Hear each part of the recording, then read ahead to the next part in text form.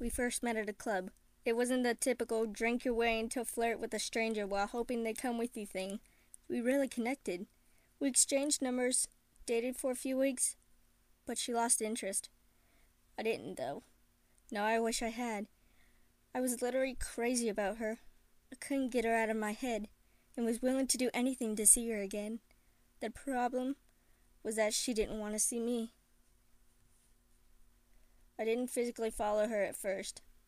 I was constantly checking her social media sites as she updated many times a day. When her personal site updates weren't enough to give me a fix, I started using my frequent check-ins to find her favorite places and started frequently visiting them myself, hoping to run into her. It worked a few times, but more often it didn't. That's when I started full-on following her, and my world became a nightmare. I had intentionally made it a rule not to go to her house. The last thing I wanted was for a neighbor to become suspicious and call the cops. I broke my own rule one night when I watched as she brought a random guy home from the bar. I was furious. I had every intention of telling this guy to fuck off when he had left her house. I sat in my car and seethed all night, but he didn't leave. The sun had just started to come up when I completely lost my mind and entered her house to confront them both. I climbed in through the downstairs window and crept to her bedroom on the second floor. She was alone in her bed. I was sure he hadn't left, so I searched the house for him.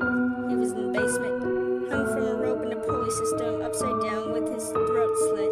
I ran from the house and called the police. I confessed my crimes of stalking, breaking and entering while they arrested my now former obsession for a much more serious crime. I didn't think the situation could have been any more messed up. I was wrong. She was eating people.